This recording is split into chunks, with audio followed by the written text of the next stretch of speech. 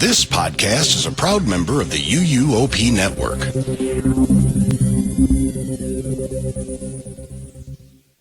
Are you ready to go the distance with Trisha's Disney pick? Or will Melinda deliver a Jurassic-sized knockout punch with her universal choice on this episode of Theme Park Throwdown?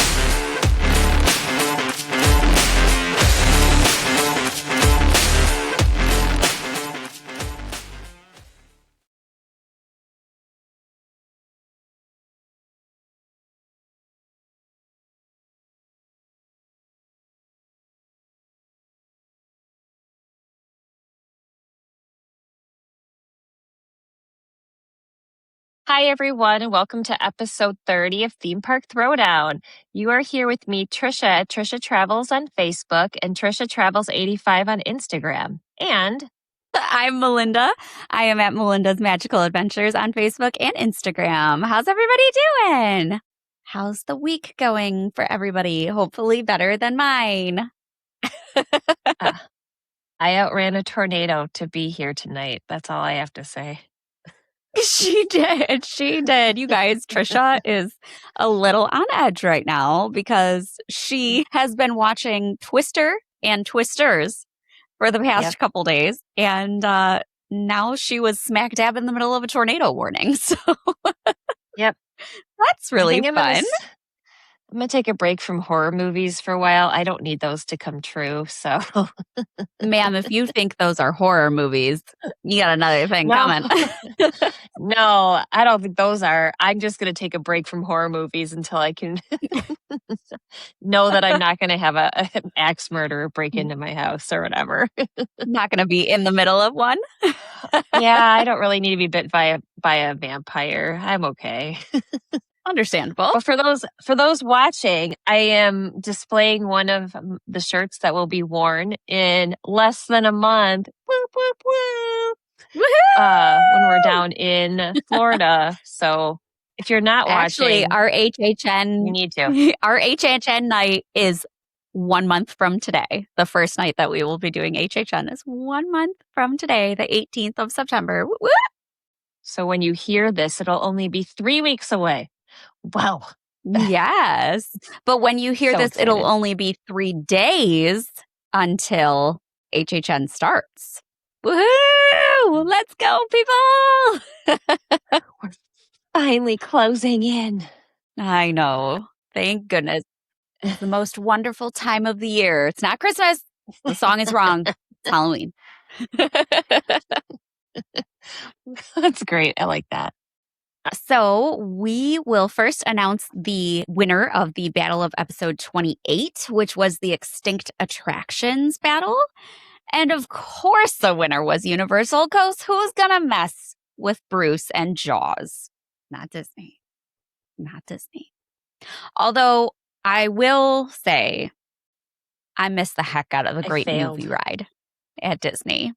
You didn't fail. Disney failed. You didn't fail. Disney failed. It's them. I didn't blame them. sell We're going to do a lot of blaming Disney later on in this episode. Oh yeah. Okay. Gotta save it. You're gonna hear a lot of Disney shaming in this episode. So, strap in for that, people. This is gonna feel like it's appropriate. A very Disney heavy. This is how I'm feeling tonight towards Disney. I am Elle. Yeah. Disney is over here. Yeah, so you guys know this is going to be a very Disney heavy episode, but most of it ain't going to be positive. So do with that what you will, Universal fans. Yeah, I'm going to make a lot of enemies tonight. That's okay. All right, so let's get the Universal news kind of out of the way first before we dive into the plethora of Disney news that we have after the D23 weekend. So first, we're going to talk about Fast and Furious Supercharged, which is now closed, and they wasted absolutely no time getting rid of the attraction name that was painted on the side of the building because it was literally painted over overnight. It was gone the next morning. But the last day was August 16th. The That's longest, crazy. I was kind of periodically throughout the day checking wait times in the Universal Orlando app.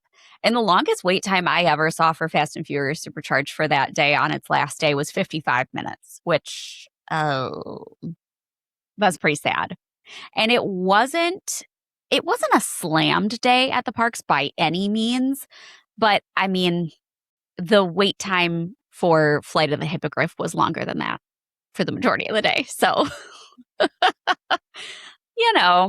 I don't know that people were That's so bad. flocking to Fast and Furious to get their last rides in. That's pretty bad. Furious Hippogriff. Fast and Furious. Yeah, like Hippogriff. Gringotts. At one point, I looked, and Fast and Furious was 55 minutes, and Gringotts was 75 minutes, which is longer than the typical average wait for Gringotts. And I was like, ooh. And those are right next to each other. So I wonder how many you see where people are prioritizing here. Well, I wonder how many people were in the park that day that knew that was the last day it was going to be open. Because That's fair. They it's didn't do a whole lot of discussion on that. They made the announcement, a couple months ago, a month ago. That's another thing it too. was Is very quick. we had a very short period of time between when they made the announcement that it was closing and when it actually closed. So, I guess people didn't really have time to like travel from out of state or anything like that if this was something that they really wanted to do on the last day. So maybe that was part of it as well, as they just didn't really have very much lead time leading up to it. But we'll move on from Fast and Furious. Yeah, I think you'll be all right. We'll move on from Fast and Furious, but we're going to stay in the San Francisco area because the Jaws overlays and props that had popped up in the San Francisco area and in like the San Francisco Candy Company have mostly been removed, save for the mural on Richter Burgers. I don't know if that's going to be permanent, the Jaws mural on the outside of Richter Burgers. I'm kind of hoping that they leave it because I think that was something that was really neat and unexpected. And so I'm kind of hoping that stays, but that remains to be seen. But that is still present in the parks. And the Amity Boat Tours sign, which was a sign for the old Jaws ride that had been kind of smack dab on the street in San Francisco, has now been moved and is next to Bruce, the hanging Jaws shark, behind Shea Alcatraz. So that is still existing, which I think is a really nice addition to the park and kind of paying homage to the old ride. So that is still there. You can still see that, but everything else for the Jaws summer celebration, I guess, has been removed, unfortunately. Now we're going to get into HHN news because there's kind of a lot because, like we said, as of right now, we're 10 days out. As of when you guys are going to hear this, we're 3 days out from opening night. Yay! But the Universal hotels have released the specialty food and drink items that are available at the resorts for Halloween Horror Nights. They kind of do this every year. Each resort will have at least a drink, if not a couple drinks, and maybe a couple food items that are specifically themed towards HHN. And some resorts this year are even going to have full HHN bars. Cabana Bay is going to have the Pumpkin Lord bar. Portofino's Thirsty Fish is going to be overlaid and become Dead Man's Layover in style of Dead Man's Pier, which was a really popular house years ago. Royal Pacific, which we are going to be able to experience because that is now where we're staying, since I have changed our reservation for the 7th time for this trip because hotel rates keep dropping.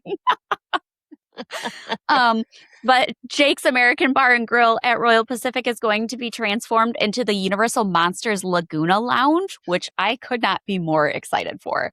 This is going to be amazing. It's a Universal Monster themed bar, which will have Frankenstein, the Bride of Frankenstein, the Invisible Man, actual characters in the bar. Super excited to be able to experience this. And then, like I said, other resorts are going to have specialty themed food and drink items available. One thing that was really nice is last year when I was at HHN, during my HHN trip, we were staying at the Hard Rock, and you are able to order some of the HHN specific food and drinks through room service at the hotel. At least you could last year. I'm not going to say that you can do that this year. Hopefully you'll be able to, because it was really neat. But they do special late night room service during HHN at these hotels. And we got back from HHN and it was 1:30 in the morning. And I was like, okay, those HHN themed chicken tenders. And there was like a bloody chocolate cake with like raspberry sauce and stuff. And there were a couple other things that we were able to order through room service as we were exhausted and just trying to like turn down for the night. And everything was delicious. So hopefully we'll be able to do that again this year. And I think that's a really nice touch that they add in there. A little announcement about the Jack and Oddfellow house. This is going to contain a kind of choose your fate section, much like we have seen in years past with like the Dueling Dragons house, where they had the ending where you could choose the fire or ice, and they had alternate endings. The Terrifier last year had the wet path or the dry path, which were alternate endings-ish. This year, we are going to have one route that is going to be a swirling vortex and a deliberately tilted floor for an intensified sensory challenge, as they put it, while the alternate path is going to maintain a level surface. So I'm assuming, because this is chaos and control, chaos being Jack and control being Oddfellow, that the kind of swirly tilted ending is going to be Jack, and the more controlled normal ending is going to be Oddfellow. But I like that they're doing this. It's just a fun little spin. I like that this is kind of a continuing theme throughout the years. I don't know that I'm going to be choosing the Jack ending, because a tilted floor and spinning and things like that does not sound like something that is going to be great for my body. So I think Trisha probably agrees with me on that point. Where's your sense of adventure? I Listen, can't walk straight when HHN I'm is like adventurous not enough. drinking. I would Right? fall over. Like stone cold sober, and I'd be walking into a wall. So yeah. Oh yeah. Stone cold sober, and I took 16 years of ballet, and I'm the least graceful person on the planet. So yes, absolutely. I'm going wherever my human shield goes. Sounds good to me. This year, hotel guests, pass holders, and Universal Rewards card members, so if you have the Universal Visa card, are going to enjoy exclusive access to the key holder bar. It's going to be located to the left of the Music Plaza stage, and this bar is going to I think serve just like a variety of cocktails and mocktails that are popular at the event. So we're probably going to see the Deadly Nightshade and things like that come back every year. I'm sure you're going to be able to get your now I'm going to have a brain fart. The cider that they have every year. I don't remember what it's called. It was just in my head and now it's gone. But this is kind of going to be a nice little addition, because it's going to be much shorter lines since it's a selective group of people who are going to be able to access this bar. So little tidbit if you belong to one of those groups of people and you plan on doing an HHN night. Lastly, we had some HHN menu items finally dropped today. They did not drop full menus, and I don't know if they will at this point. We are on such a short timeline now to the start of HHN that I don't know that we're going to end up seeing much more information on that front come out before opening night. But we did see items inspired by all 5 IP houses, with some yummy new items as well, including birria pizza fries, which sound delicious, and a rigatoni ritual pie, which I'm excited about because that is kind of a new spin on the last year's Why Not Try Both pizza with spaghetti and meatballs on top that they served at Louis, which was the Five Nights at Freddy's food location. So kind of excited to see that come back, even though there's a new twist on it. And excited to just see some food and drinks be announced, because we are waiting on bated breath for any last little bit of HHN news that we get before this whole thing gets started, before the whole season gets started. So, I think that's all we got from Universal. That's still a lot. It was a lot. When I sat down earlier today to kind of go over the last little bit of news that had been announced, I was like, wow, there's not really much to talk about. And then I actually got it all down on paper and I was like, oh, yeah, maybe we're doing okay. Just pretty much everything at this point is HHN, which I know some people are not HHN people, and so they might be a little upset by that, but I am not one of those people. So give me all the information you can because I am ready. I have to say, the little Prince of Darkness cake is adorable. The little bat on top. It's very cute. It's the little It's very tiny cute. layered cake. I'm like, oh my God, that's adorable. They have some really fun looking stuff that they revealed. Oh, Mhm. also the meat grinder, red velvet. That looks fun. Yeah.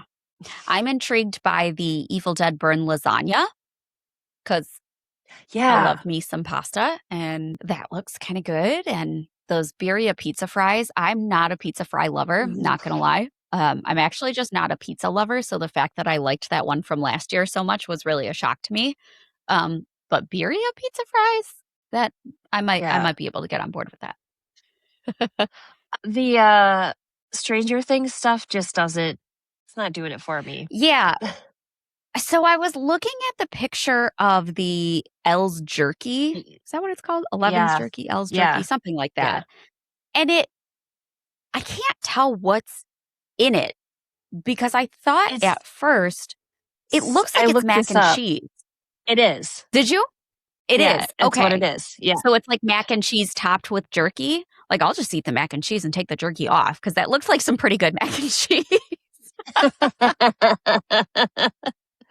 And if I'm going to be drinking and running around, I'm going to want a carbo load too. So mac and cheese and pasta pizza, why not? Yeah. Hit up all our noodles. And then you got the lasagna burn. There you go. Oh, yeah. There we go. Oh, God. I don't know. Might be a little much. Okay, I'm going to bring Tums. Yeah. That's necessary. Oh, my goodness. Okay. So there's a lot of news released during D23 last weekend. Or for those of you, it'll be about a week from when this drops.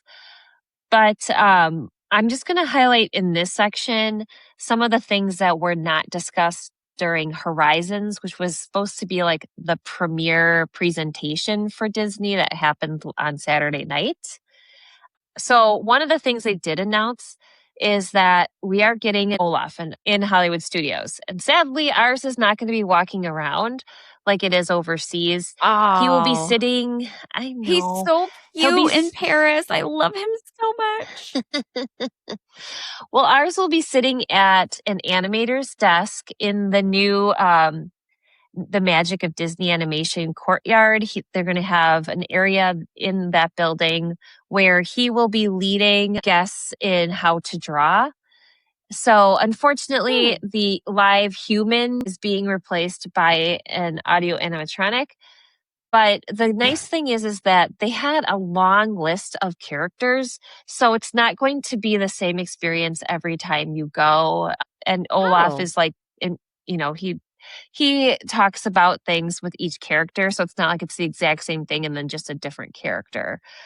They mentioned things like Mickey, Stitch, Olaf himself will be opportunities for you. And I know like the drawing thing was out at Rafiki's Planet Watch. They had it there and then they stopped doing that for the Bluey stuff. So I'm glad they're bringing it back and it makes sense where they're bringing it. It's a good little filler attraction kind of thing. Yeah.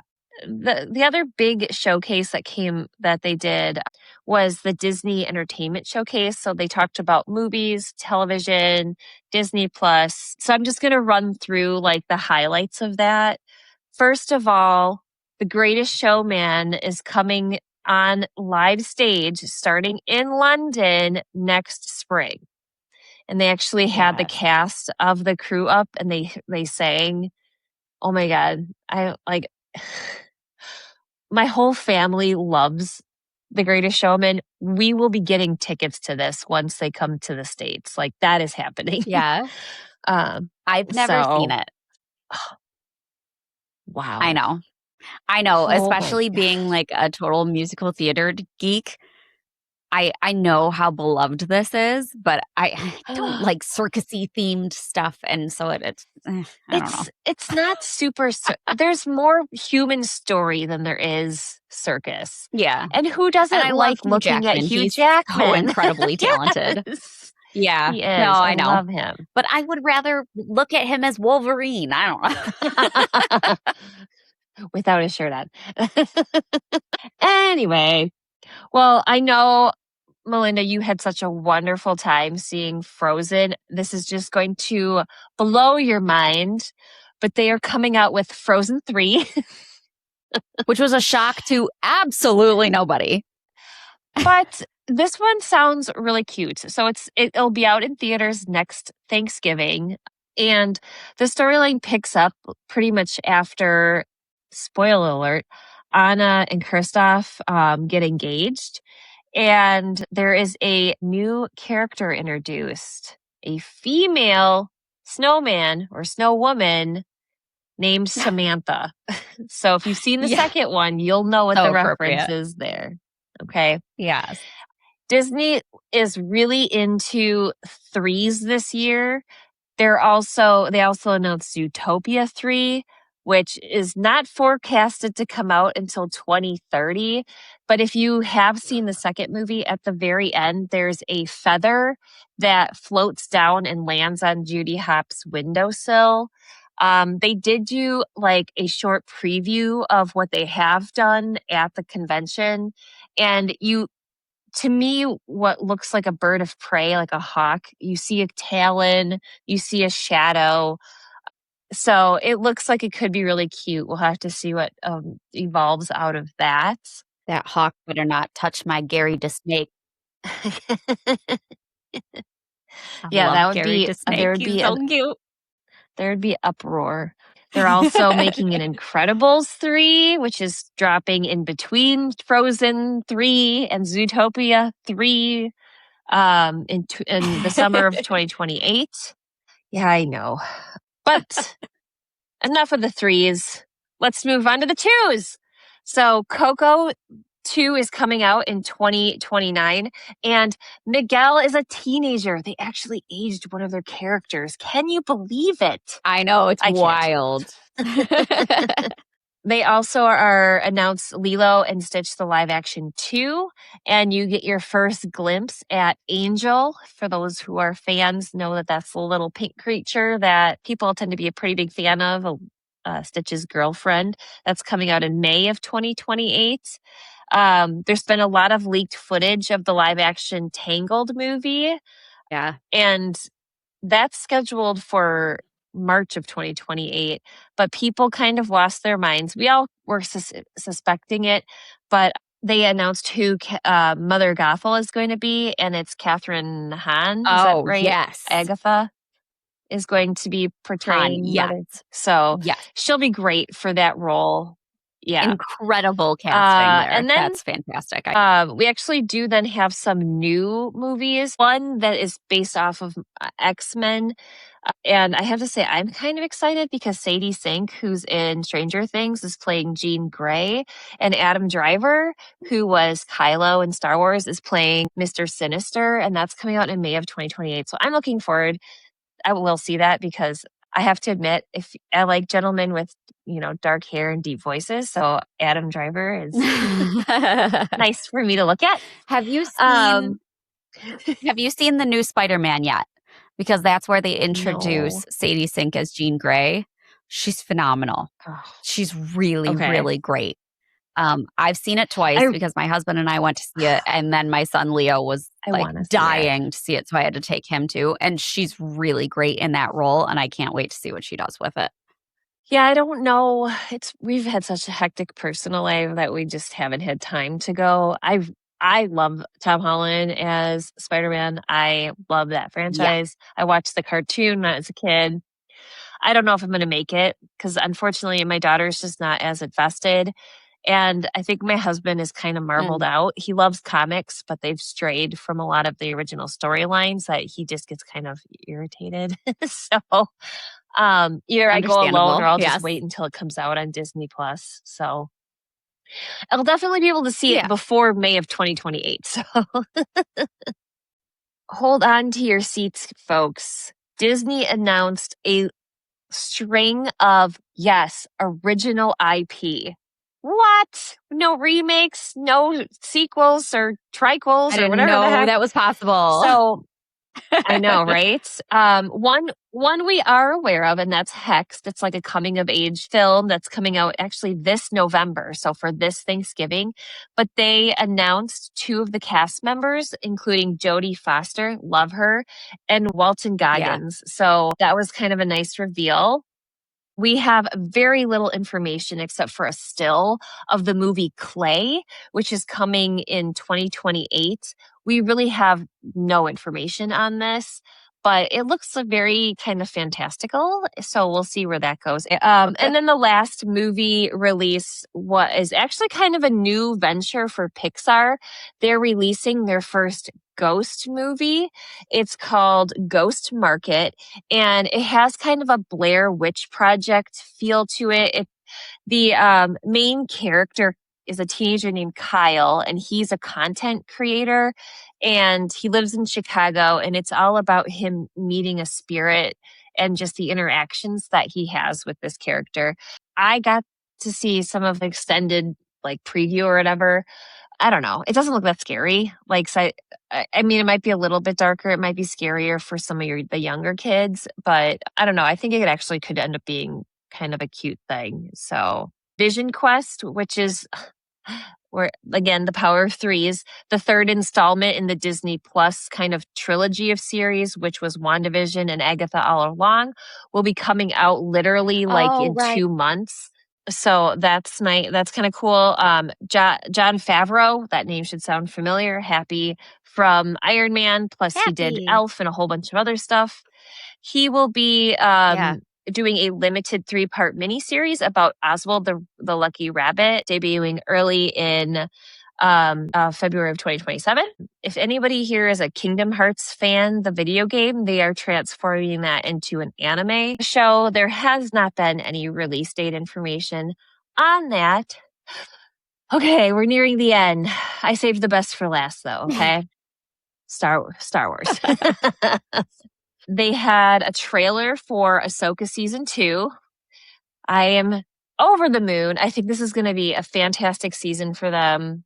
It's premiering at the very beginning of next year, so I have to be patient and wait. But I think it's going to be a stellar addition to the franchise, especially as a TV form. All of the characters that, if you've seen the first season, are back, and there's going to be some reunions that, for us Rebel fans, we have been waiting a very, very long time for. So I'm excited for that. And finally, there was a very, very little bit of information released about Star Wars Starfighter, which is the full-length movie that's coming to theaters May of 2027.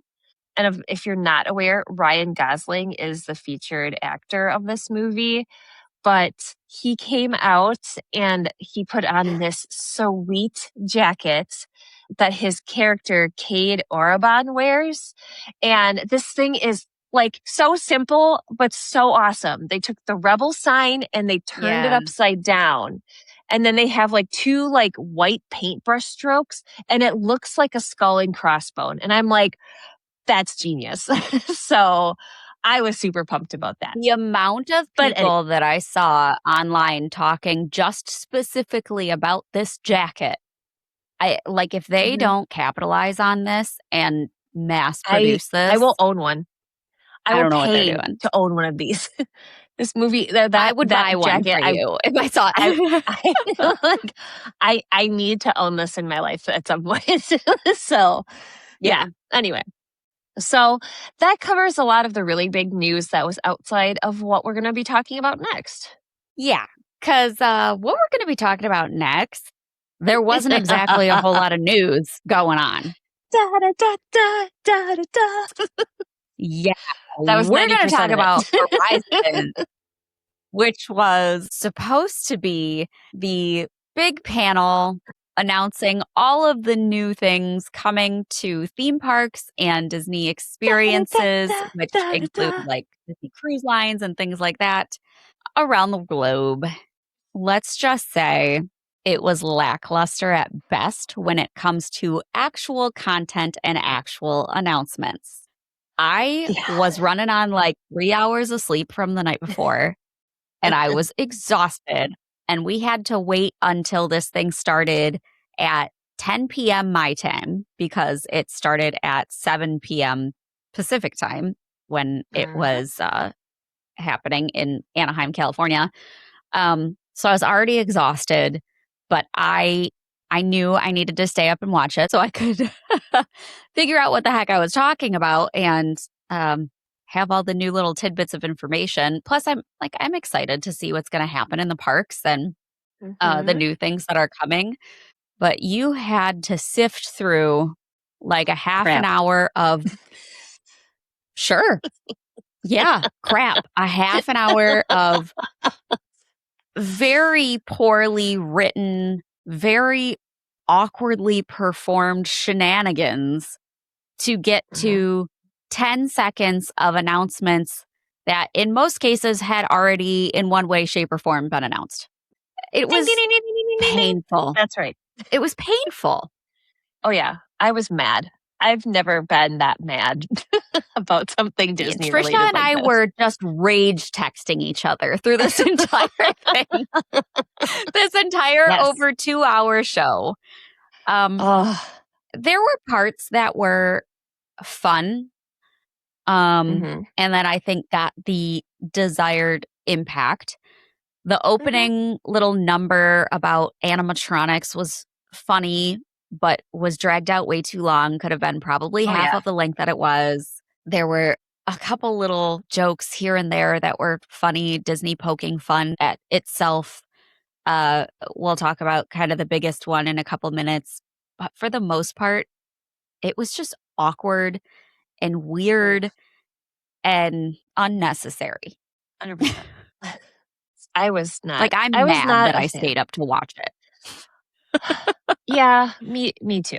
I'm going to preface this. Okay. So we both stay very like on top of like news in the parks. And so yes, for it being D23, which they hail the ultimate Disney fan experience, the stuff that they're talking about on this, every ultimate Disney fan should already know.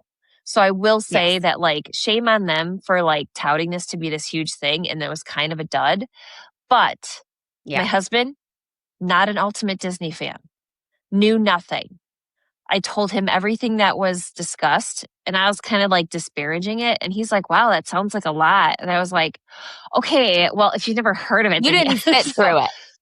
And I'm like, so if you've not heard this stuff, yes, they did talk about a lot of information.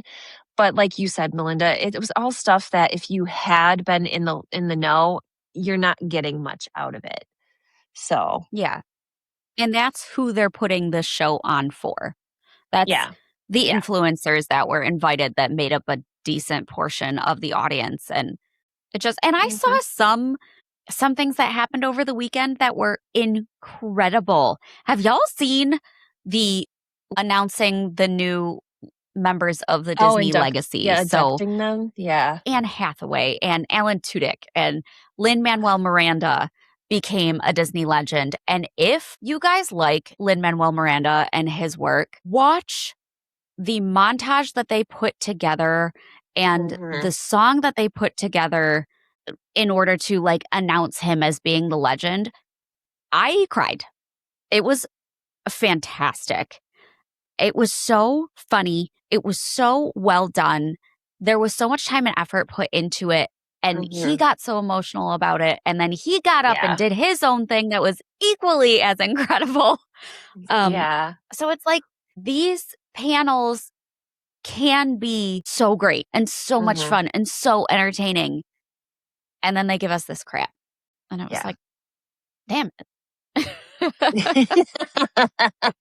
Let's go with Carousel of Progress. Okay. So for the most part, we knew what was coming. There were a couple things that were a little bit of surprise. They announced that Jamie Lee Curtis will be playing the voice of the mother, and Bryan Cranston will be playing the voice of the father.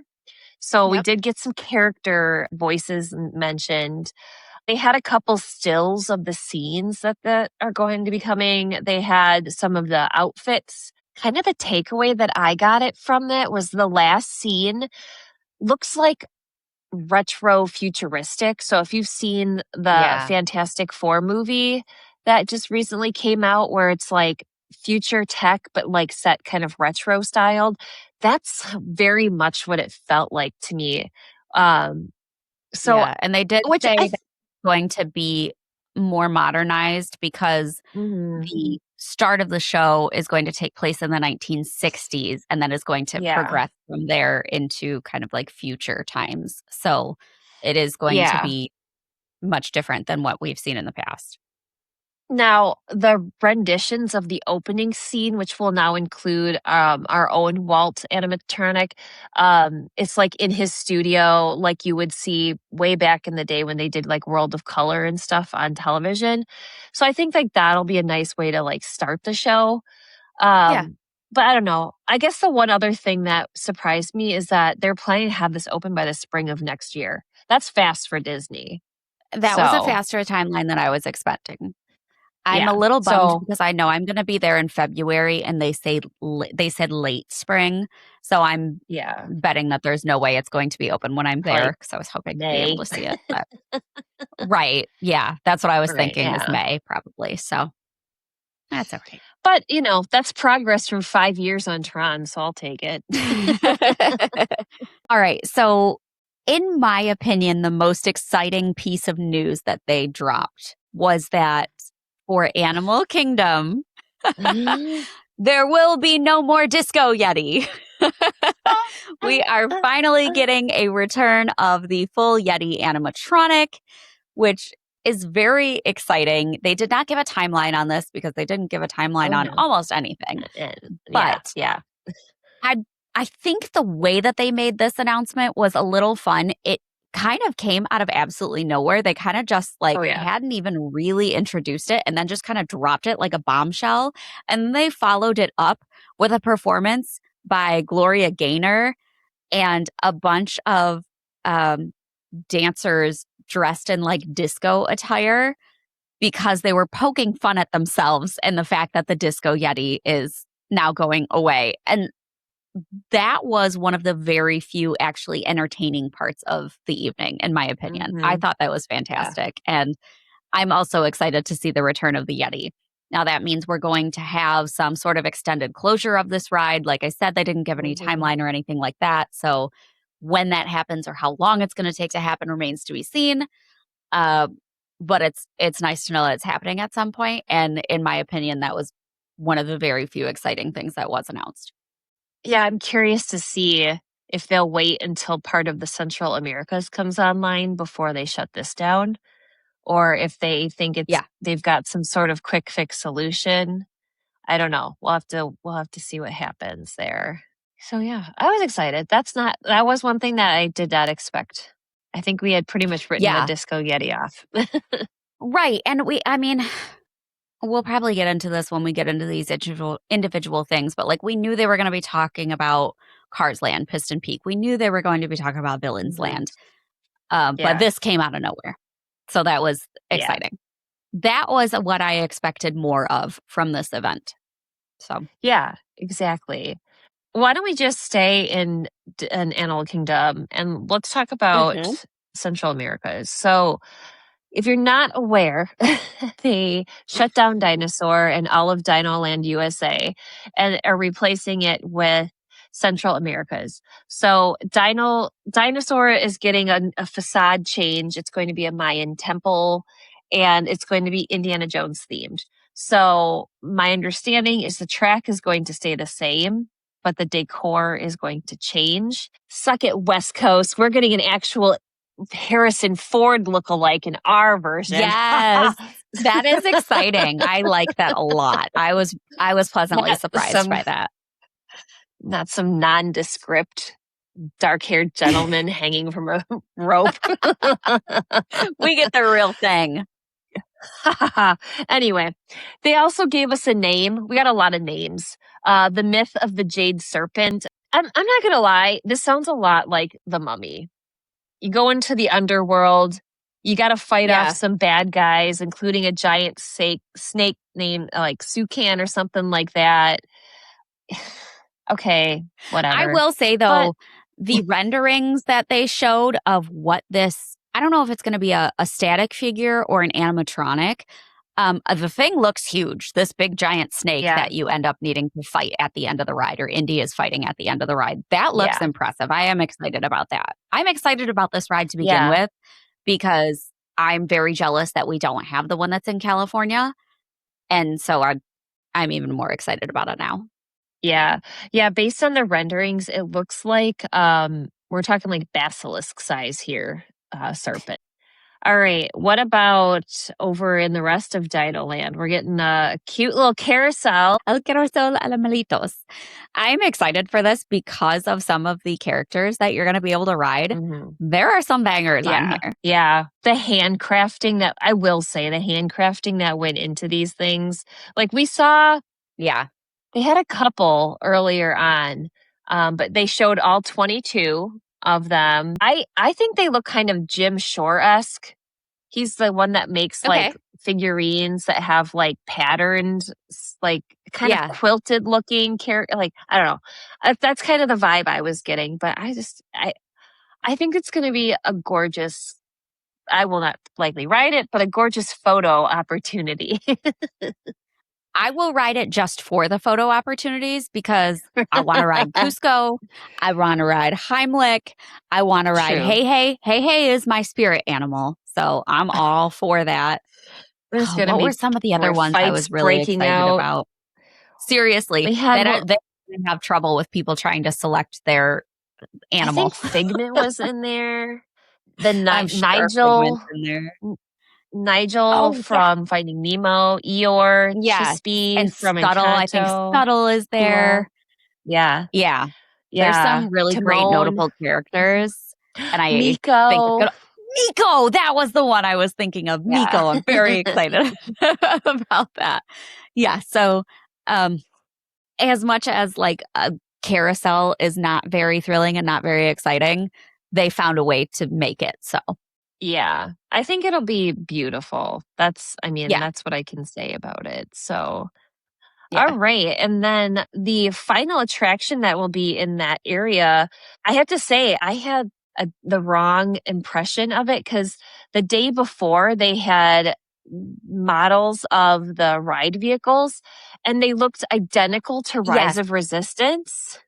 But there's no height requirement on this. And this is Antonio's Fiesta de Encanto. And it's a dark ride. Again, there's no height restriction. So it's going to be for all ages. And essentially the theme is it's gift day. And for those who have not seen Encanto, Antonio can talk to animals. Thus why it's happening in Animal Kingdom. And it just kind of takes you through a storyline of what happens on his day. We don't know a ton beyond that. But what do you think about this? The renderings look beautiful. Yeah, I'm a big fan of this movie. I think it's really fun. And I love the messaging behind it. And I think it looked really beautiful. The renderings looked gorgeous. If it ends up looking the way that they showed, which for Disney, you never know. But I'm excited that it's a no height requirement ride. I think Animal Kingdom needs that. And so I can't wait for that, especially because my boys love that movie as well. And so I'm excited to be able to take both of them on that. The ride vehicles look adorable. They look like the pieces of the furniture in the casita that are very much a part of the story, these kind of like magical elements of casita. So I think it looks great. I know they're going to incorporate the music from the movie. Again, Lin-Manuel Miranda, absolute genius with all of the music from this movie. And it's really beautiful. So I'm excited for it. Yeah, and they're bringing back voice talents from the movie to voice certain areas in the attraction.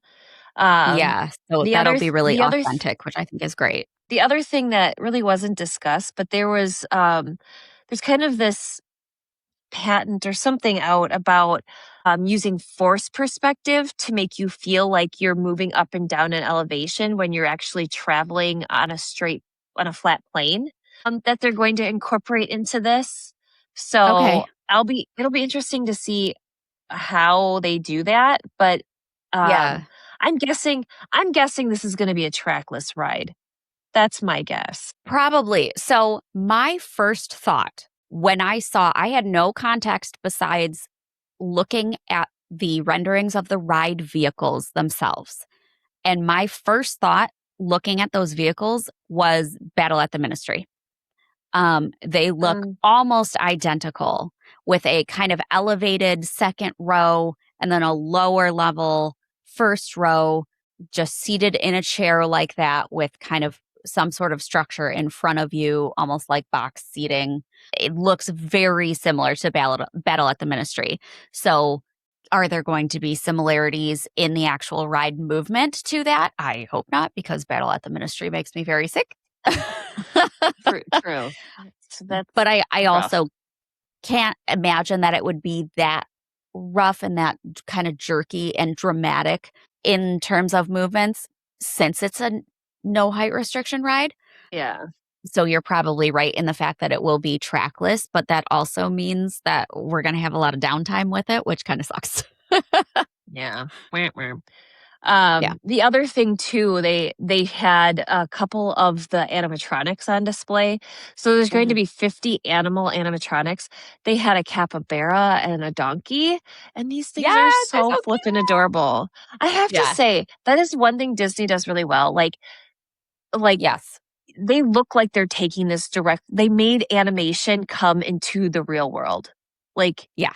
how they They look transcribed that. directly from the movie. All right, well, we're definitely saving villains for last, but that's the Well, there one ain't I'm much most there excited anyways. about. So I'm not going to lie to you. I don't remember much about what they said about Cars Land, Piston Peak. I do remember that I had learned more pre this live panel about Piston Peak than I did during the panel, because they had already shown off what the ride vehicles are going to look like and what the rides are going to be. They really gave us nothing during the Horizons panel. Yeah. In addition to that. So Yeah. you're going to have to fill in those gaps. Okay. There. All right. So here's what we've got. Okay. They did give some information outside of Horizons, ironically. So they had Right. a Why do they huge. do that? Like, Yeah, what, that was dumb. if you know you have this dedicated panel that is supposed to be your main event for the whole weekend, why are you releasing information before that and then not releasing hardly any information during the panel? Why are you doing that? John So dumb. Stamos had to bribe somebody to be on stage, and that ate up time to actually talk about the important things. Oh, Can did I say we that out loud? stop and talk about that for a second? Because, like, Neil Patrick Harris was the host, and then at He one was point, fine. John I liked him. Stamos he was great. He was great. A little forced in a lot of his delivery, but with the material Yes. you're given, that's kind of necessary. But then, like, you get a little bit into it, and John Stamos just appears and just kind of takes over. And there's this very weird dichotomy between the two of them. And it, like, seems like they're butting heads. Yeah. But you can't tell if that's intentional and that was written in the script that way, or if that's actually just the way it was. It's very off-putting and very strange and awkward. And you could tell the audience was just, like, not into it. I could have done without all of that. It was weird. Yeah. Well, thankfully, the model had happier news than the awkward interaction. I'm not even going to get in. Speaking of awkward interactions, I'm not even going to get into Beck's last performance. I don't know what was going on there, but that was just hella weird. Yeah. Yeah. All right, folks, we're going to try to stay positive here. So, yes, this is replacing Rivers of America. Yes, this is replacing Tom Sawyer's Island. And there are going to be some special nods to that. So first off, we already knew that there was going to be a park ranger at Piston Peak. His name is Autobahn Woodlore. So like Autobahn, like in Germany. He's named after a fictitious Disney cartoon character from a 1950s cartoon. Audubon, like as in the Audubon Society, Woodlore. So I thought that was like a really cute like play on words for one of their previous characters, not very well known by people. Fort Longhorn, that was on Tom Sawyer's Island. That's where you would go. You used to be able to like shoot guns and stuff up there. Not real ones. Picking off other guests from the boat. Pew! Oh my God. Sorry, guys. But you're going to be able to still see aspects of that behind one of the attractions, which we did get a name to. The attraction that is like a spinning ride. It looked very much like Mater's Junkyard Jamboree for like national That's parks. what I thought. It's called Miss Fritter's Daredevil Spinoff. And Miss Fritter was the school bus in the Demolition Derby. I believe that was Cars 3. So it's based on her character. But we're going to get Fort Longhorn back in some fashion in that area. The mill that was on the island, they're reutilizing that space. They're bringing it back, but instead of a water wheel, it now has a giant racing tire instead of a water wheel. So, like, they're repurposing See, I didn't even it. catch half of this because I was so bored. Well, this is all stuff I learned before Horizon, so, you know. Oh, fair. You didn't miss much. But the biggest thing that I think really clued me into how this area is going to end up looking, they're bringing back the Barrel Bridge. I'm so excited about that. Stupid excited. But so I'm very much getting the sense they're going to have this spinner kind of family-friendly kids ride. They're going to have what they're now calling Cars Ridge Run Rally because we can't say anything simple in Disney. They're going to have these two major rides. And then in amongst all of this, it sounds to me like there's going to be pathways. So it's like they're bringing elements from Tom Sawyer's Island into this to make it more accessible so you don't have to get on a boat and cross over a river to get to the island to access these things. So I was which really was glad. absolutely necessary. So Yes. Yeah. So I'm really glad that they preserved certain aspects of it to keep that like childlike play kind of feature as part of this because that's what it replaced. So I have to say, if this comes to fruition the way that they're, touting it to be, it's going to be a phenomenal land that gives tribute to what it replaced, but also bringing in some really new concepts. So now Disney, you better deliver on what you promise. Yeah. And again, absolutely no timeline. So no. I do think that they are making a lot more progress on Cars Land than they are on Villains Land. And so I have a feeling that we're going to see Cars Land, I'm going to say maybe 2029. I'm going to say Villains Land 2028. I'm going to say Villains Land fully opens 2035. Ooh. I was going to say 2032. But Villains Land is twice the size of Cars. So you have to keep that in mind. Huge. And they've started nothing. Right. Like nothing has been done. So. Right. Also, can we talk about the name for a second? They made a big deal about announcing the name of Villains Land as Villains Land. What? Oh my gosh. They acted like they were coming out with this big surprise that they worked forever on and that everybody's been calling it Villains Land since you freaking announced that you were going to start it. Everybody's been calling it Villains Land since 3 years before you said you were going to start it when people were clamoring for it anyways. So well, we can't beat them. Join them. I guess. Although Okay, so they had some artist renderings. We'll just dive into Villains Land.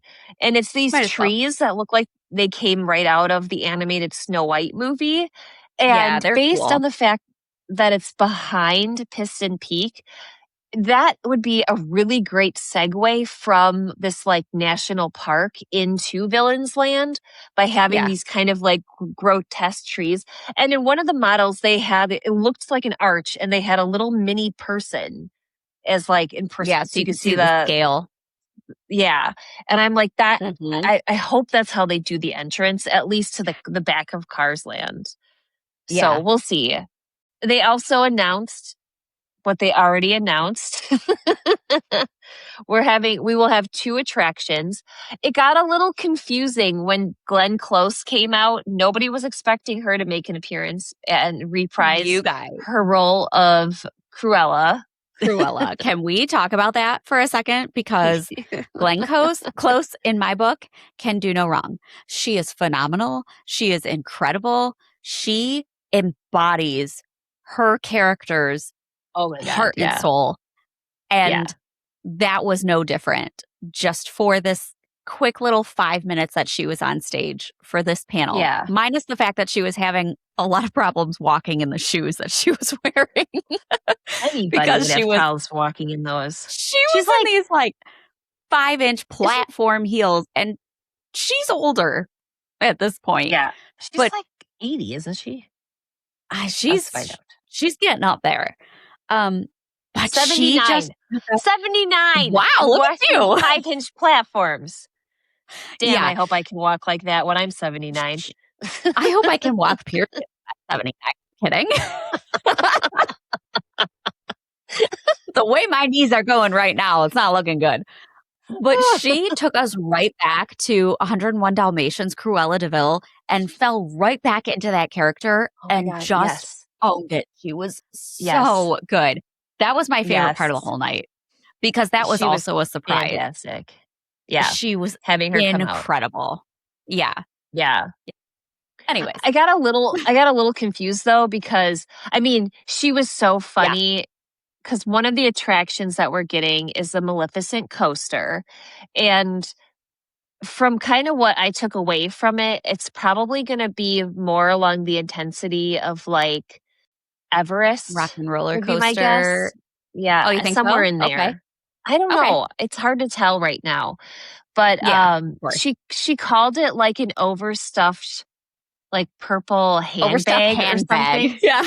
That She was made making me fun of laugh Maleficent. so hard. She was saying like she's this overstuffed purple handbag gets a ride and I don't. Yes. And Yeah, it was so funny. but it was misleading though, like you were saying, because she Yeah. said that line and then I can't remember exactly how she put it, but following that line, she said something referring to her ride. And the audience kind of was like, because they thought maybe she was alluding to the fact that we were getting a Cruella ride, but then they didn't say anything else. So I guess they're not.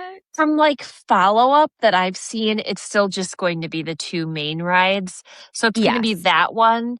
And then there's going to be a ride where like a dark ride, I think. It's really hard to tell from the picture because it almost looked like it could be a boat ride as well. And you're going through the catacombs. That's what I took from it was boat ride. Okay. It's hard because it's like it looks like a boat, but then it's like surrounded by fog in like the just artist fog rendering, and right. you're like, Right. what is that? But it takes place in the catacombs underneath the evil queen. So like from Snow White, her castle. So Yeah. I have no idea really what to expect. The general like overarching is like, okay, how are they bringing all of these villains together from different stories, from different time periods? And there's this wishing well that has had like this evil like spell cast on it. It's broken, and so it conjures like twisted wishes. So like all of the villains are like coming to this area to try to like take control of this like evil well. Now, if you really want to make people happy, you will have walk around characters, not stand on line meet and greets. Like you will like bring in the Disneyland feel and have Cruella walking around, have Maleficent, have the Evil Queen, have Jafar, have Dr. Facilier, have them walking around, man. I don't want to wait 45 minutes just to get, a staged photo with somebody. That's my 2 cents on that. We'll see. I like the premise that they've put forward. To me, it sounds similar to the villains show at Hollywood Studios that they have right now, because the premise of that is like everything is kind of led by the magic mirror, the Evil Queen's magic mirror from Snow White. And it seems like, at least from the drawings, the renderings of this ride, that's kind of how this is going to play as well. They did have like a big image of the magic mirror. So we'll see. But I mean, there is so much hype for this land, both before they announced that it was actually going to happen, and then now obviously it's building, now that we know it actually is happening and we're getting little tidbits of information, that I think they would be very smart to tread lightly and to just make sure that they are really hitting the ball out of the park with this one, because if not, there's going to be a bit of uproar. You think people are upset about Disco Yeti? Yeah. That's why I'm saying 2035. That was like the excitement surrounding Dark Universe and Epic Universe, because people were so excited to, again, see like a villains themed land and look at how well it was done and how well it's gone off and how incredible Monsters Unchained is. And people really love that land, but it's so easy to do that wrong and to not do it justice. And it makes me a little 100%. nervous for Disney. Yeah, they're gonna have to really like put on their A game. And can they do it? Yeah. Absolutely. For sure. Absolutely they can. But I do want to take a moment to note that they did talk about some things coming to like DCA and Disneyland, Tokyo, Shanghai. Like they did touch on that, some of those things. They're going to be restoring the Space Mountain in France. So like there were tidbits from the other countries. So if you're interested in that information, it's floating all over the internet. There was a lot announced for DCA, I feel like, because they talked about the expansion of Avengers Campus and those rides, and then also talking about Coco is currently being built. Yeah. And then what was the other one that I just had in my head and then it just fell right out? I do know Tomorrowland. They're gonna have a completely updated Tomorrowland, which is desperately needed out there. So that's nice.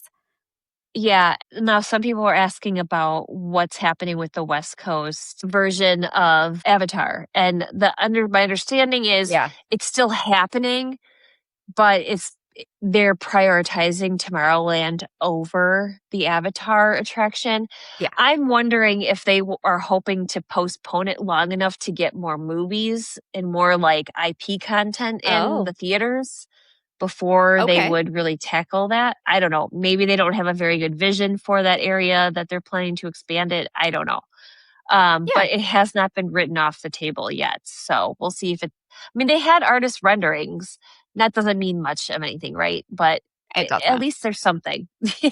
So, right. One thing that we skipped over that was just kind of like a little blip was Spaceship Earth in Epcot. Oh, yes. And the fact that they're going to be revamping Spaceship Earth and updating it a bit. They did say they're not going to be changing much. And I don't know if that's a good thing or a bad thing, to be honest. They're changing the storyline bit to focus more on human connection as opposed to communication. And so we'll see how that goes. I do think that ride is in need of some sort of update. So I'm hoping that whatever they do satisfies that. Okay. But we'll see. So one of the bigger announcements that's coming relatively soon is Monsters Inc., which we'll touch on. But I hope that they're like developing new scenes like off-site like they are for Monsters Inc. and that they can like move things in quickly, kind of like what I'm assuming they're doing for Carousel of Progress, that they're able to turn it over. But what Right. I would love for them to do is when you get to the top of the ball, right now, there's just wasted space up there. And I think it'd be Utilize really it. cool if they would bring back Illuminations and they'd project part of Illuminations with the music and like Ooh, cultures throughout the world. If you're looking for connection, do that. yeah. That's a great idea. Look at you. Go be an We'll see if it Imagineer. happens. What are you doing? Yeah, I'll just come up with the ideas. I can't actually make any of them. That's all right. Those people are So, just as yeah, important. Are you kidding? it's true. Yeah. All right. The last thing before I think we hit Monsters Inc. is DCL. They did mention a little bit about Yeah. that as well. It's So kind of we all some big know. news for Disney Cruise Lines. Yeah. So Believe is the next ship that we knew was coming. It's a Wish class Mhm. ship, but we got a little more detail about where it's sailing out of, which is Southern California. that. Is it? Yeah. They're Yep. increasing their Southern California cruises. The Wish is going to Europe, and the Magic and Wonder are headed to Alaska. So, unfortunately, the rumors about the New York port is not currently on the table, but who knows if that'll change as we continue to add ships to the fleet. Right. But do you recall what they said about the characters or any of the decor with Believe? Yeah. So the bow character, which typically is Mickey or Minnie, we're seeing a little departure Mhm. from that. The bow character is going to be Tinkerbell, which is a little exciting. The stern Mhm. character, which I am super excited about, those characters are Buzz and Woody. Yeah, And the font that's on the back of the ship, which kind of displays the name of the ships, it looks like it's being drawn on by Buzz and Woody. And I think that's adorable. Very excited about that. And then they also yeah, announced that the main character that's going to be a statue in the atrium is Moana, and she's going to have Pua and Hey Hey with her, which I love. I yeah, think that's adorable. yeah, So excited yeah. about And that. the concept of these characters is centered around the theme of the ship, which is promises and possibilities. And I think that Yes. that's a good mix of characters.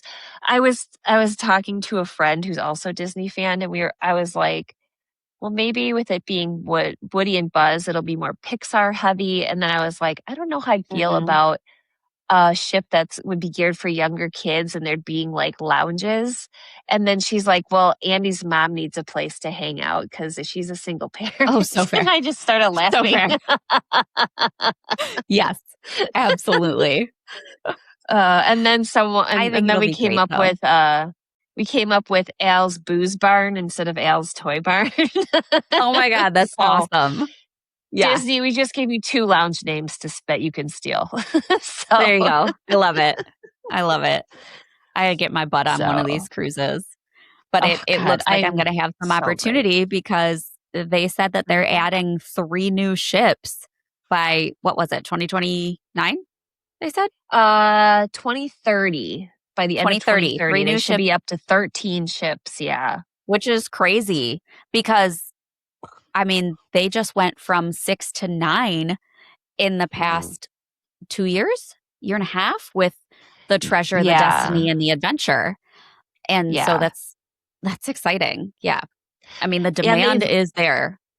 they're working on the next series of ships, which the first one should be ready to sail in 2029, and it's going Mhm. to be they didn't give us any other detail besides the fact that it's a mod size ship, so it's between the Right. Magic class of traditional ships and then the Dream class ships. So it's going to be fall somewhere in there. But the one thing that Yeah. really stuck out to me that I noticed is that on the sides of the ship, they have like these slightly bowed windows kind of midway up. So that's going to be a Oh, really cool, I think, atrium like area. new room. Oh, Um, okay. I think it's going to be a public space. Like it was in the center of the ship, so I Yeah. think that's like where the atrium area is. But it's gonna Yeah. have these side windows. So Very I'm curious cool. to see. Yeah. I I'm not gonna lie, that was the best cruise experience I've ever had, and I really wanna get Yeah. back on one. I am desperate to get my butt on a Disney ship. It's gonna happen. I need to wait.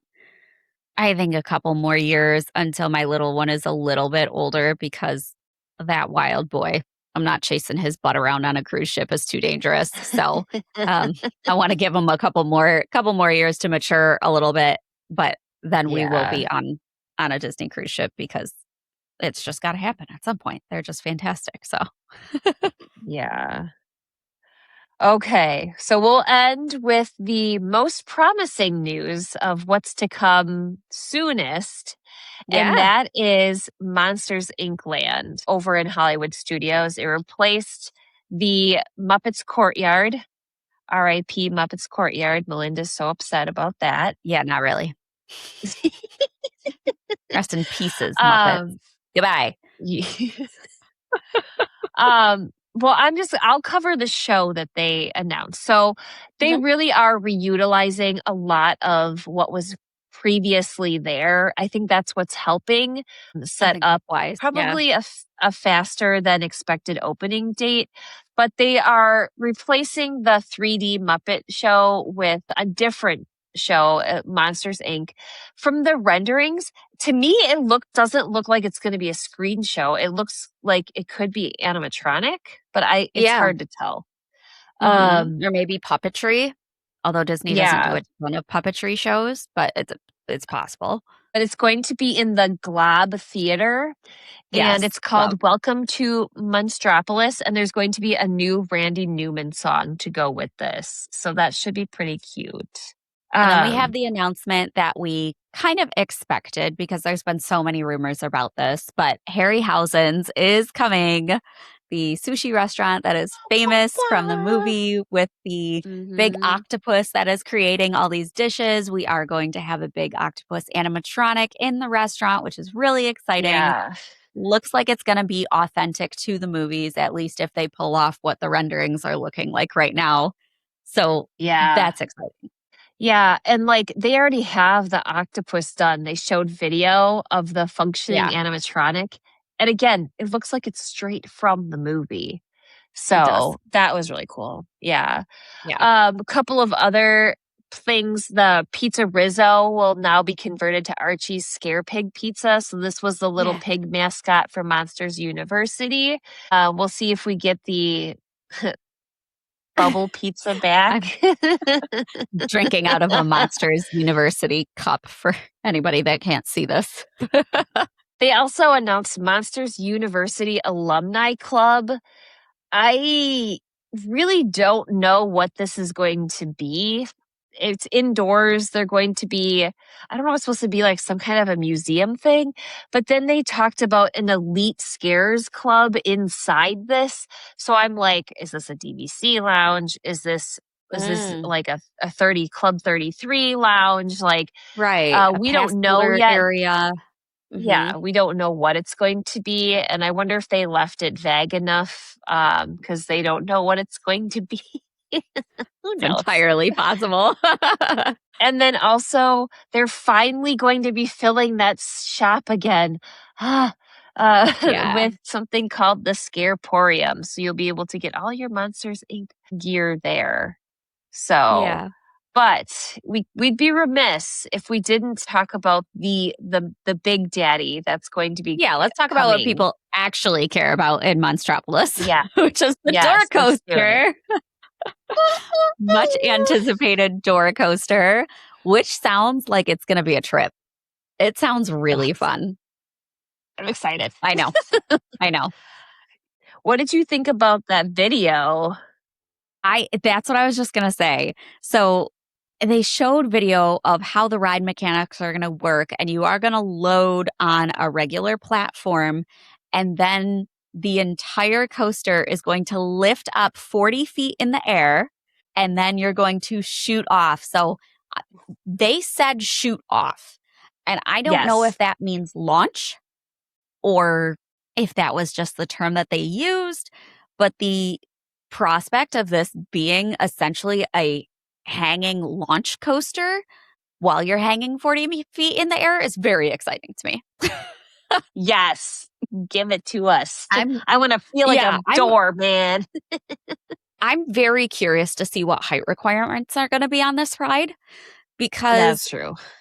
on one hand, I want some crazy, intense door coaster, but I don't think that's feasible with the IP. I don't think that Monsters Inc. lends itself to a thrill coaster like that kids are not going to be able to ride. Yeah, So it's true.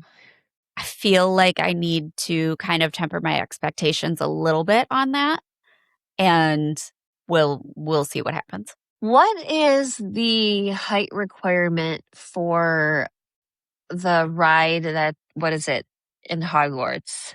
Hippogriff? No, under Hogwarts. Oh, a Forbidden Journey? Yes, I was thinking Battle of the Ministry, which is not right at all. Let me see. Forbidden Journey height requirement 48 inches. So it's up there. I don't know. I think it could be that high. I really do. I So, agree with you, but I think that's a mistake.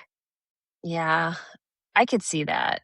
I mean, I know that the people who are going to be the true Monsters Inc. fans from when the movie first came out and stuff are obviously going to be well within that height requirement.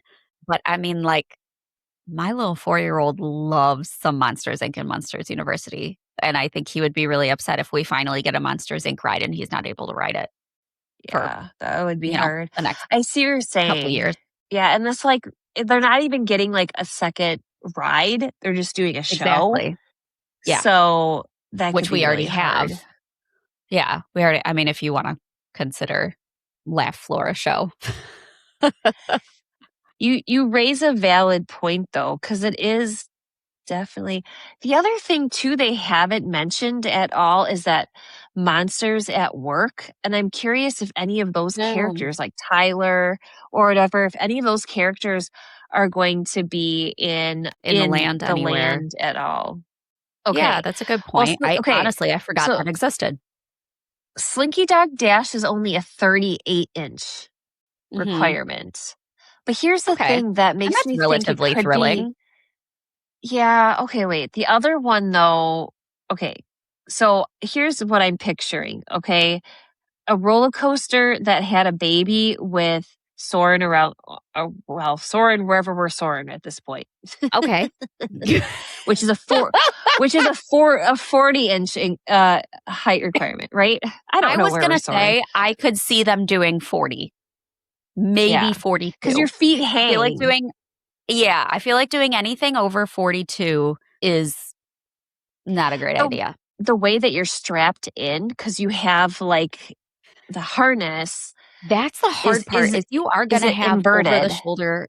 Yeah, I don't know. or I don't know. Is it This just is a for tricky safety thing because you don't have your feet are hanging, because so they want to make sure.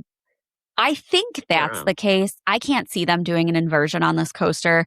I think it is just for restraint's sake because you're hanging. However, rides that have over the shoulder restraints like that typically need to have a pretty high height restriction because of the way that restraint works. What's the height restriction for Rock and Roller Coaster? Even though that has an inversion, it has because like Velocicoaster has a much lower height requirement than like the Incredible Hulk because of the way that those restraints are. Velocicoaster only has the over the lap bar, whereas the Hulk has the over the shoulder solid restraint. And that is why you have a difference in the height requirement. And so the fact that even if this ride doesn't have an inversion, they have the over the shoulder restraints like that means that it is going to have a higher height requirement. Unless it is some new crazy version of a restraint system that we haven't really seen before and they're able to change that. Yeah, 48 inches for Rock and Roller Coaster. Okay. So my guess is it'll be at least 40 inches. I'm thinking. I feel like 40 would be right on the money. So, but we'll see what happens because I don't know that they can create a ride with a over the shoulder restraint at 40. Yeah, so it'll be interesting to see how this develops, what we learn as we learn more about it. But I was excited. I thought it was pretty cool. Yeah. And they did announce the timeline-ish for this. Yes. And they said that it not the will be opening coaster. in 2027. Yeah. Yeah. The land. That's right. The land. The land will be opening in 2027. That does not guarantee that the coaster is going to be open in time for the land to be open, but Although the rumors floating out there right now is that they're shooting for 2028. So for the coaster? I'm guessing, yeah. Here's what I'm Okay. thinking. I think they've got, they said late spring for Carousel of Progress. I'm thinking this is Mhm. going to be the back half of next year that they get the rest of Mhm. the land open. And then Mhm. I wouldn't be surprised if they try to get the coaster in the first half of 2028. So you don't have Okay. this long gap between when you open the land and then when you have your like premier attraction start. I just feel like if Yeah. you wait too long, it's just the buzz is going to die down and then it's Yeah. just not going to have the same impact. Yeah. Agree. So that would be my guess. And Mhm. then, 7 years later, they'll open Villain's Land when I'm too old and decrepit to ride Maleficent's coaster, but it's fine. All Oh right. my Well, we would gosh. be remiss, if we didn't round out tonight's episode by talking about the very last announcement, if you want to call it Ish. that, that Yeah. was made. And it was the reveal of the Dream Finder returning to Epcot. Yes. And that's all we have. No plan, no date, no nothing. Yeah. He's coming Just back in some Dreamfinder is form. coming back with Figment. And what does that mean for the future of Journey into Imagination? Obviously, some things are going to change. How much? We don't know. What? We don't know. But something's happening at Yeah. some point. That building is huge though. Like Yeah. they have that area after you get off the attraction that's kind of dated and worn out. Like Kinda. let's put something yeah. let's take that. They have a lot of dead space cuz I'm not sure if it's Yeah. currently being used as a lounge, but there's like an upper space. I have never seen someone get off a Figment and then go to those photo booths to have their face like imprinted and like get rid of it. Yeah. Like Yeah. it needs to go. That pavilion needs a total facelift. It does. So It I'm needed it 10 years excited. ago. I grew up with the original Dreamfinder and I want him back. I love Okay. Figment. I was a huge Figment fan as a kid. I have the comic book bound as a hardcover. Oh my. So if we get a Dreamfinder character meet and greet, you better believe I'm bringing that comic book into the park and making him sign it. So I'm not going to lie. So, This was, like Trisha said, announced the last 30 seconds of this oh yeah, show that had gone on over 2 hours. I was so yes, tired at this yes. point. I had fallen asleep 3 times and like woken myself up that when this Dream Finder came out. So I did not ride Figment for the first time, at least in my recollection, until like 6 months ago. So I didn't know who Dreamfinder was, but judging by the audience's reaction and the reactions that had already started to come through on social media, I was like, all right, as tired as I am and as desperately as I want to go to sleep, I need to look this up right now. So I had to look up Dreamfinder and figure out who the heck this weird guy was. I love it. I feel like the character, the concept embodies kind of the vision Walt has, like imagination Okay. and creativity. But he's Hmm. also got this air of like mystique around him that can be a little bit like foreboding and stuff. So Okay. I don't know. It'll be I don't know. We know nothing. Like we said, we can We speculate all we really, want. yeah, we really do So know nothing. And this is probably another one of those things that's going to be 2032. But I very much what I feel like Disney did is clickbait, right? oh, They threw out these absolutely. big headlines and then you click on it and it's just a puff piece of nothingness. Yes. And what I think might happen is once they get like Monsters Inc. I see being the first area really coming fully online once they get that up and running. Once we see more of the structure of Cars Land, once the facades in Central Americas are like visible and fully complete, once we start to actually see things besides steel beams, Yeah. I think that's going to be, the next D23, which is every 2 years. I think that's when we're going to get a lot more detail. I don't think they're really going to share a whole lot more about like big projects for at least the foreseeable future. They'll just What do drop you think more is coming garbage first, Tropical cans. Americas or Cars Land? Mm, I think those are going to be neck and neck yeah, it's hard to because we've seen tell. a lot of upward construction in Tropical Americas, Yeah. but we've seen, I don't know, there's been a lot of like land clearing and stuff like that in Cars, but not necessarily I building. I'm gonna guess But Tropical Tropical Americas, like, Americas yeah, I agree. because they already have the base for indie. They're just Yes. re-theming dinosaur right now. Not saying that I they could aren't gonna see like fix up the indie. track and stuff. Yeah. I could see That could indie in open 2028. before. And a carousel, like how hard is that? They've got all of the Sure. carousel characters done at this Yep. point. Yep. So, The Encanto ride, they have to build the building for, right? That's not going in an existing that structure. Okay. no, and it's actually in like you can see the structure being built above the gates and The fence stuff or line. whatever, the barriers. Yeah. Okay. So again, we at least have upward construction. Yeah. So, I mean, and Okay. again, it could be a thing where we've got the carousel done, we've got everything else done, we've got the building for Encanto done. So we'll open the land and then we'll open this last attraction. They might start Sure. doing more staged openings, so that they can start introducing some things versus Yeah. waiting for the entire land to open. I think the other thing too to think about is like the stuff they're talking about. I mean, honestly, what would be next after what they shared? Redoing our Tomorrowland? I mean, I don't know. Probably. Yeah. I really don't see a fifth gate happening. That would be No, a I don't massive either. undertaking. There's too Like, much are there work that needs other, to be done within what they already have yeah, and maintenance of it, before they delve into that. Yeah.